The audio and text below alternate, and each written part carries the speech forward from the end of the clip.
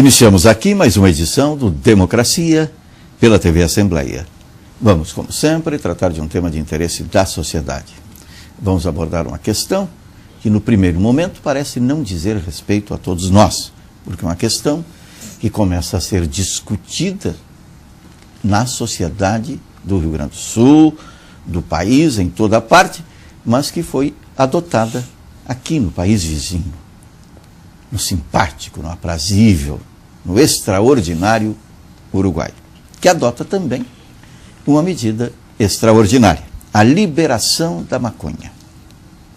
Uso controlado, fabricação conhecida, procedência reconhecida e venda parcial? Não, liberada, mas com o estabelecimento rigoroso de volume.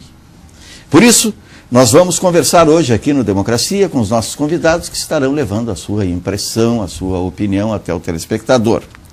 Seria esta liberação restrita ao Uruguai durante muito tempo, ou durante todo o tempo?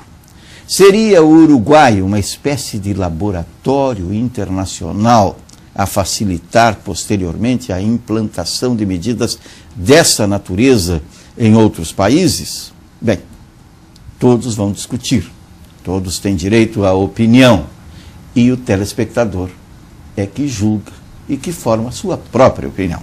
Por isso trazemos para o Democracia de hoje, mais uma vez, para a alegria de todos nós, o Dr. Ricardo Nogueira, psiquiatra,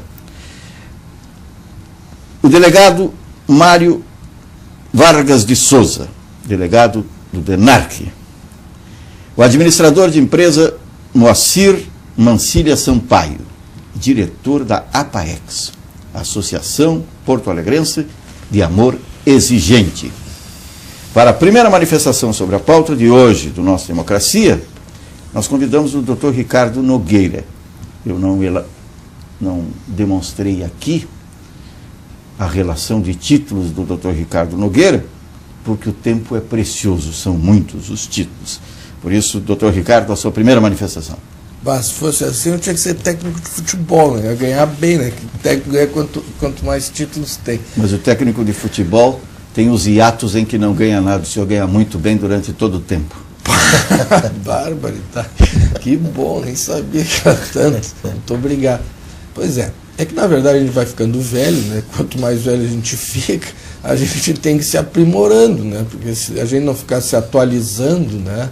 Então a gente é obrigado a estudar, fazer mestrado agora aos 57 anos, né, por exemplo, né, e assim por diante, né. Medicina, a gente tem que estar sempre estudando, né, são 6 anos de faculdade, o direito também, lá em Pelotas, nós que somos da Universidade Federal de Pelotas, mais 2 anos de residência, né, da especialização, e mais 2 anos de mestrado. Então só de estudo aí são 10 anos, né. O problema das drogas é que a gente precisa, às vezes, mudar de estado. Então é o seguinte, eu estou triste, então eu preciso me alegrar, né? Se o meu time ganhar, eu tenho que festejar. Então vou tomar praianinha para comemorar. Se o meu time perder, eu tenho que tomar praianinha para esquecer. Isso era um slogan famoso, né? Lembra desse slogan que eu acabei de falar? E hoje as pessoas não suportam as frustrações, nenhum tipo de frustração e tampouco a solidão. Então a gente não consegue viver sozinho, né? Principalmente os nossos jovens, eles têm uma resiliência, né? Uma resistência à frustração mínima, quase inexistente, né? E uma forma de mudar o estado é se drogando, se bebedando, para criar coragem, usando outras drogas para poder ter estímulo, né? Eu me lembro que a gente, quando ia para as brincadeiras, né, no nosso tempo, né, Batista, que a gente tomava Coca-Cola com cachaça, que era o samba. E quem tinha um pouquinho mais de dinheiro era Coca-Cola com vodka, que era o quê mesmo? Coca-Cola com vodka era outra coisa. Eu me lembro do gin tônica também. Gin tônica, assim por diante, para ter coragem para dançar com as moças, né? Senão a gente não tinha coragem, né? Então, e assim começava. Hoje, né, as pessoas às vezes estão muito frustradas, principalmente o nosso jovem. Nós estamos notando que Porto Alegre Nós fizemos uma pesquisa, quem fez essa pesquisa foi a doutora Vivian Roxo Borges e a doutora Blanca Verlang, lá da PUC, da Psicologia da PUC, que elas constataram em 500 jovens de 14 a 29 anos, em 500, né, um N grande, representativo, que 36% desses jovens tinham desesperança, né? Depressão. E aí nós fomos constatando e aprofundando esse estudo, elas foram fazendo isso, e se constatou que Porto Alegre, junto com Curitiba, são as duas capitais brasileiras com a maior incidência de suicídio entre jovens dessa faixa etária. E aí a gente vai aprofundando os estudos e vai vendo onde que ocorrem esses suicídios. E aí a gente constatou que nas áreas de violência, onde há violência, homicídio, também vem suicídio. Essa semana, por exemplo, nós vimos aí os noticiários de ontem, por exemplo, vários casos de homicídios acompanhados de suicídio. E vimos também que em 90% desses casos ocorre que essas pessoas estão drogadas ou intoxicadas, né? O caso de um menino lá que a médica não internou, ele foi lá e matou a família inteira, né? Menino de 13 anos. Não era um menino de 13 anos. Aquele é outro, são dois. Aquele é um menino que matou o pai e a mãe da polícia militar. Família. A família, a avó e uma tia-avó. Então vê a loucura que está. Então olha, nós vivemos uma sociedade que está totalmente desnorteada. Porque tem uma ideia que o Brasil é um país muito cortês, mas é falso isso, né? Nós vivemos uma guerra civil. Está aqui o delegado Mário para nos constatar e comprovar isso. Então, a justiça, a polícia, elas fazem um papel de repressão, de prevenção. E nós, os médicos, fizemos um trabalho de diagnosticar, desintoxicar e fazer a reinserção social, que também, através do sistema penitenciário, eu fui, entre um dos meus títulos, fui psiquiatra da SUSEP também, né? E então a gente vê o seguinte, nós estamos com uma sociedade que está doente, né? E que ela precisa ser tratada, que precisa ser cuidada. E se nós não tratarmos e cuidarmos de uma forma preventiva, não tem leitos psiquiátricos suficientes. Nós teremos que ter meio leito para cada 1000 pessoas. Não temos. Então a gente vê em Porto Alegre assim, os drogadictos, os usuários de crack nas cracolândias, em lugares públicos, conhecidos, inclusive embaixo de secretarias estaduais, tem cracolândias, né? Que todo mundo sabe, todo mundo vê, e a gente não tem para onde levar esses pacientes, por falta de leitos, né? Então nós estamos numa situação que é muito grave, e que nós temos que dar uma resposta. E a gente vê, por exemplo, que entre os usuários de crack, por exemplo, a maior causa de morte deles é homicídio. Eles se matam uns aos outros, por brigas banais, que um tirou isso aqui do outro, assim por diante. E no suicídio, acompanhado o uso em 90% de drogas. No caso da cannabis, né, que é a marihuana, vulgarmente conhecida como maconha, é uma grande discussão, né? Até o Fernando Henrique Cardoso, que eu acho que é um sociólogo interessantíssimo, né, hoje fala e defende a liberação da maconha. Eu acho engraçado porque ele propõe isso agora no governo dos outros, né? Por que ele não fez no dele, né? Mas ele amadureceu. Ele amadureceu bastante. A ideia. Amadureceu tanto que as suas netas dizem, o vovô pirou, né? Então, né, talvez seja o amadurecimento, né? Que é aquela história, né? Tem aquele filme chamado Traffic, né? Onde conta a história de um juiz, né? Que ele era contra o tráfico, combatia tanto o tráfico, aí a filha dele caiu no uso da droga. E às vezes a repressão ela vem funcionando, mas tem criado também essas reações, né? Mas a gente vê o exemplo da Colômbia. A Colômbia é exemplar, até inclusive eu solicito e sugiro a todos que não for que vão visitar o que é a Colômbia hoje, né? As favelas de Bogotá, elas estão totalmente urbanizadas, com teleféricos. A qualidade de vida da Colômbia, que era aqueles Pablo Escobar e não sei mais o quê. E como é que conseguiu se vencer isso? A Colômbia, aqui do nosso lado, maior produtor de cocaína do mundo, né? Graças à acetona brasileira, porque sem acetona não tem como fazer cocaína, né? Não se fabrica acetona para tirar esmalte de unha. E essa acetona sai toda de um único lugar desse país, e da América Latina, que é São Paulo. E vai para onde? Então, aquela história. Então, a gente aqui, às vezes, essa questão de álcool e drogas em geral, a gente faz o papel daquele macaquinho lá, né? Não quero ver, não quero ouvir, não quero falar. Porque a gente sabe de tudo, né? Então, a gente sabe dessas coisas. E às vezes a gente parece que fica meio impotente, assim, né? Então acho que está na hora da gente acordar, né? Já que agora está esse movimento aí, essas manifestações, Acorda Brasil, né? Da gente acordar e peraí, se nós queremos parar com o cultivo da cocaína, nós temos que tirar a matéria-prima que chega a isso, por exemplo. Deixar de ser fornecedor. Delegado Mário Souza.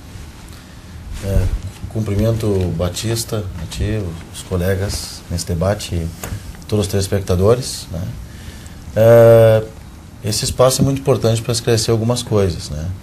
E eu começo com alguns esclarecimentos sobre a lei de drogas, né? Que é uma área da Polícia Civil, do DENARC, que é vinculada à repressão, à área jurídica, à questão da lei, que algumas vezes é informada para a população de forma equivocada, né? Inclusive agora, com a questão do Uruguai, da possibilidade de haver uma regulamentação, grosso modo uma liberação, uma legalização da maconha, está retornando de novo essas informações erradas para a população. Primeira coisa, muitos falam, por exemplo, no caso da Marcha da Maconha, que a Marcha da Maconha quer a liberação da maconha, quer discutir a maconha.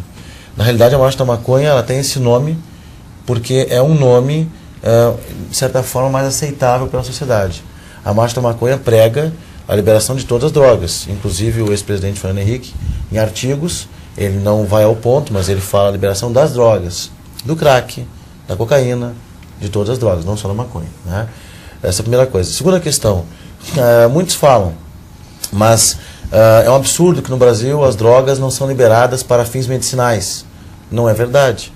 Existe a possibilidade, na lei de drogas, no artigo 2º, dessa liberação. Mesma coisa, fins científicos. Também as drogas podem ser estudadas para fins científicos no Brasil, há previsão na lei. E por último, a questão do culto religioso. Então muitas vezes a gente vê um movimento forte pela liberação das drogas, só que com informações que são equivocadas, né? Nós somos favoráveis ao debate. Na minha posição acadêmica é favorável ao debate.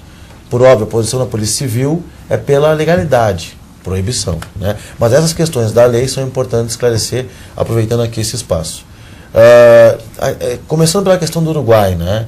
Eu acredito que o povo uruguaio, se o referendo for feito, está para ser feito um referendo, que a escolha popular, segundo as próprias pesquisas de alguns jornais, já apontam que cerca de 70% da população daquele país são contra a liberação da maconha, que é o caso do Uruguai. No Uruguai é somente a maconha. Mesmo assim, 70% são contra, né? Então, acredito que isso não vai passar se eles fizerem o que estão falando, que é, após a votação no Senado, fazer também o referendo, né? Outra questão, né? Uma outra ilusão que estão falando nas últimas semanas, né? Mais fortemente. O tráfico vai deixar de existir. Isso não é verdade. O tráfico vai continuar existindo. O contrabando de cigarro existe. Os CDs não são legalizados no Brasil? São. O cigarro não é legalizado? É. E não entra, e não tem tráfico, não tem mercado negro mais barato? Tem. Então, se a droga... Os remédios, os medicamentos controlados de receita azul. Medicamentos do Uruguai também, inclusive alguns, né? Então, se a droga for liberada, vamos supor do Uruguai, que é o exemplo que está agora em foco, né? Ou até mesmo no Brasil, é que comparar o Uruguai com o Brasil é um pouco diferente pela questão do tamanho, é muito mais complexo. Mas vamos ao Uruguai, né? Vai haver também o tráfico no Uruguai. Isso é uma ilusão. O tráfico de drogas ilegal vai continuar existindo. O governo uruguaio propôs a grama da maconha a $2,50. $2,50. Não vai ter alguém vendendo a $1, a $2? Claro que vai ter. Então, o tráfico continua, e daí toda a violência que vem com ele. Então, eu entendo que o debate é necessário, mas que isso, a princípio, não é a solução. Tem que ser um assunto mais aprofundado. Outra questão, né? A capacidade da polícia, a polícia ela tem a função na segurança pública, ela é um dos integrantes da segurança pública, né? Nós geralmente pensamos que segurança pública é só polícia, não é. Também envolve urbanização, como bem o doutor Nogueira lembrou, urbanização, qualidade de vida, emprego, saúde, tudo isso, educação, a família, cercam a questão da segurança pública, né? Mas óbvio que a polícia é a linha de frente. Um exemplo de um país que tem talvez do Ocidente uma das legislações mais duras, Suécia. Eles tiveram um período de uma facilitação nos anos 60. Uma liberação. Praticamente uma liberação. Uma liberalidade, né? Exatamente. Entenderam que estava equivocado e agora, nos últimos anos, vem, podemos dizer assim, cercando, tornando mais dura a lei. E o que aconteceu na Suécia, inclusive com a prisão para o usuário, de até 3 anos de prisão. Né? Essa é uma questão até para mim sensível, mas enfim, lá fizeram isso. Eles chegaram ao menor índice de consumo de drogas da Europa, Suécia. Né? Outro lado, a Holanda, que é tido sempre como o ícone da liberação. Quem fizer uma rápida pesquisa na internet, fontes abertas e confiáveis, como por exemplo o Senado Federal do Brasil, que são pesquisadores de universidades, mostram que na Holanda está havendo um movimento de retorno em direção a discutir o assunto novamente.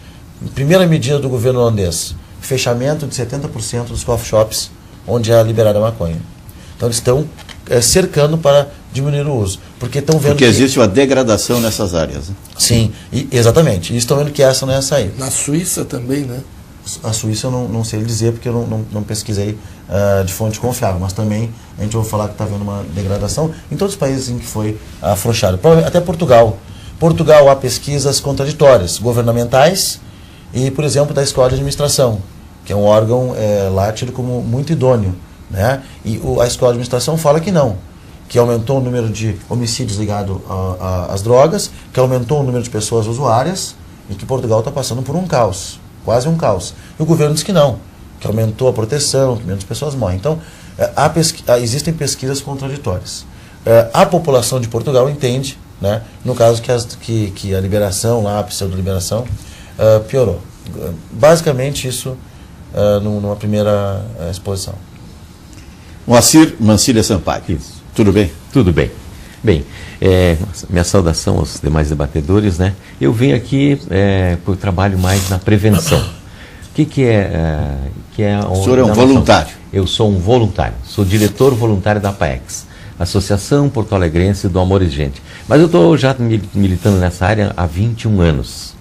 Então iniciamos, né, tinha a Pacto Pastoral Comunitária de Auxílio Toxicômano, reuniões ali na Igreja do Rosário, onde se reuniu mais de 400 famílias procurando ajuda sem qualquer, isso já nos idos anos de 91, 92, né?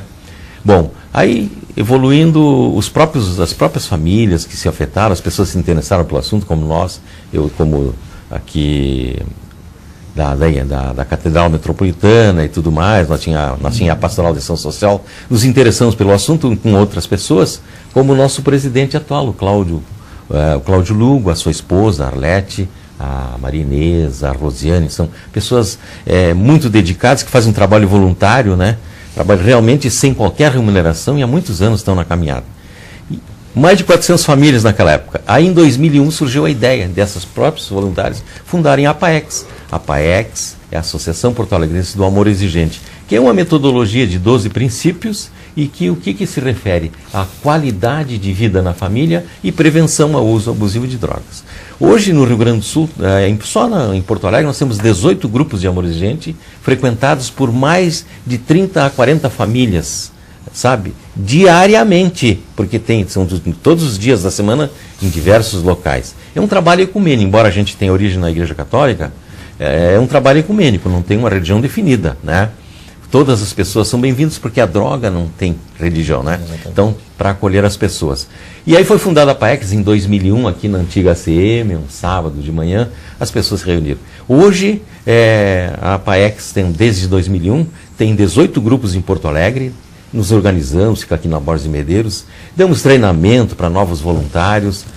18 grupos em Porto Alegre, só no Rio Grande do Sul são mais de 170 grupos e no Brasil inteiro essa metodologia tem mais de 670 grupos de amor exigente. O ano passado temos notícia que quase 1 milhão de pessoas frequentaram os grupos. Então, o que é isso? É prevenção ao uso abusivo de drogas na família, qualidade de vida na família. E, inclusive, agora nós estamos fazendo um trabalho na Clínica São José, porque o município, através do SUS, a Clínica São José abriu vagas. Só que é uma desintoxicação de 20 dias. E aí os próprios seus colegas profissionais, o Dr. Nogueira, chegaram à conclusão que nós recuperamos esses meninos aqui, damos toda uma terapia de apoio de 20 dias, é só uma desintoxicação. Eles, 20 dias depois, um mês depois, estão aqui de volta. E aí eles perceberam que precisavam atuar junto às famílias. E aí nos convidaram, o que vocês podem conversar? Porque eles têm que fazer o trabalho com os pacientes.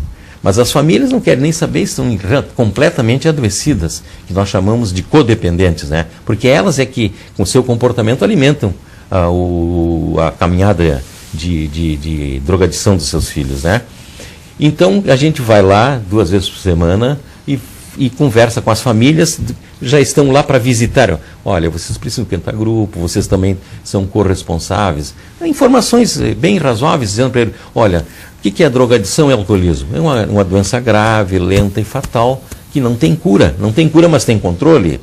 E tem responsabilidade. Quem são os responsáveis? O próprio jovem, quando ele descobre que ele chegou no fundo do poço, ele diz assim, poxa, mas é mesmo, eu é que sou responsável da minha recuperação, vou procurar apoio, porque ele está, né? E as famílias também têm a sua responsabilidade para não deteriorar ainda mais o seu comportamento, a sociedade, da forma que possam agir. Então, como nós agimos nos grupos? É exatamente assim.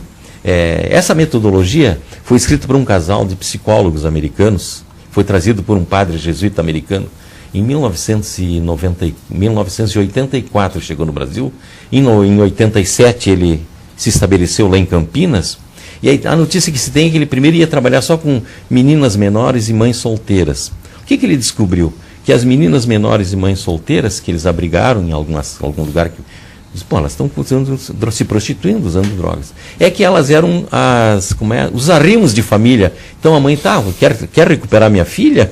Tudo bem, mas aqui está o filhinho dela, para vocês cuidarem. Aí que se trocou tudo, né? Aí que surgiram as comunidades terapêuticas bem organizadas, bem estruturadas, né?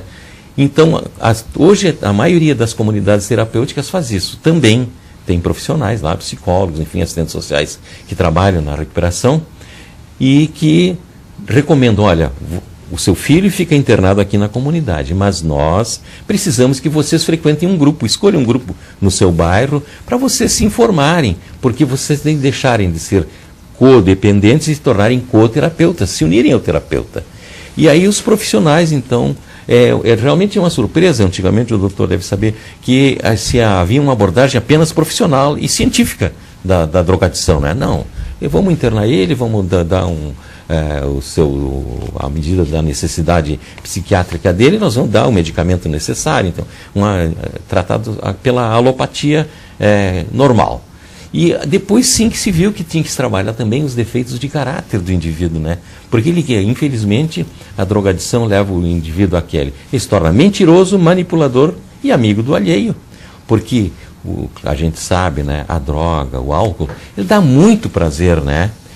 E os índices fornecidos pela Organização Mundial de Saúde são de 15% a 20% das pessoas que experimentarem álcool ou outras drogas certamente vão ter a compulsão pelo uso. Mas não é 100% da população, né, doutor? Em torno de 70%, 80% as pessoas vão usar, vão ser usuários eventuais não vão se tornarem usuários crônicos mesmo, que precisarão. Então, essa união e evolução na forma da abordagem fez com que, então, hoje as clínicas estejam melhor preparadas e as comunidades terapêuticas é uma solução bem adequada para o problema, né?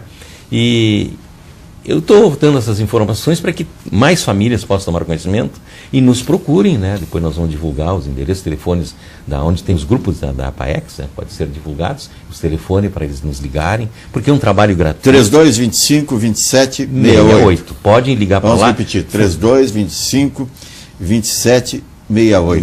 Doutor Ricardo, isso é uma questão que começa na desinformação, na desorientação, na falta de apoio, conforme o depoimento, principalmente o último aqui, do Dr. Moacir. Isso, então mais adiante vamos trocando mais ideias, porque claro, são abordagens diferentes um pouco, mas que a gente pode chegar a um denominador comum, por exemplo, sobre essa descriminalização. As informações científicas que a gente tem, a maconha ela é altamente nociva. Tem agora um juiz escreveu um artigo na Zero Hora aqui de Santa Maria, não sei se o senhor leu, ele consultou um colega psiquiatra e ele foi ver todos os efeitos nocivos. Aí, poxa, mas isso aí é terrível, é a porta de entrada das outras, além do alcoolismo, enfim, é a porta de entrada de todas as outras drogas, mas os danos e as lesões cerebrais que causam já inicialmente no jovem são muito destruidores já inicialmente. Já vai a deterioração da sociedade e a deterioração da saúde desse jovem não vai tornar um cidadão realmente inútil para nós, na sociedade, né? É isso, em princípio, né? Dependência química, recuperação, prevenção, reinserção social. Foi esta a ordem, mas foram as 3 questões fundamentais que deve se debater a partir da constatação da dependência. Nós temos a chamada aqui da liberação da maconha no Uruguai, que é exatamente isto, um chamamento, um alerta ao debate que deve ser constante quanto às razões pelas quais nós todos temos preocupação com alguém próximo ou distante que está nesse descaminho. Por isso, no segundo momento do Democracia, nós teremos aqui uma conversa um pouco diferente desse primeiro estágio do nosso programa, em que houve essa exposição, todas elas absolutamente procedentes, registrando um histórico do que se debate no Uruguai. E o delegado Mário Souza traz esta informação da pesquisa, de que a população, se tem 70% uma postura contrária à liberação e 30% o outro, o Uruguai não procedeu desta forma recomendável, que é antes de estabelecer uma medida dessa natureza, debate, um diálogo entre todos os setores da sociedade. Quando fica restrito apenas ao debate político, convencional, as posições são tomadas de acordo com a posição, a maioria transitória dos parlamentos. A sociedade não é ouvida. E aqueles que estão notadamente no poder têm maior capacidade de negociação, de imposição e de realização do que quer.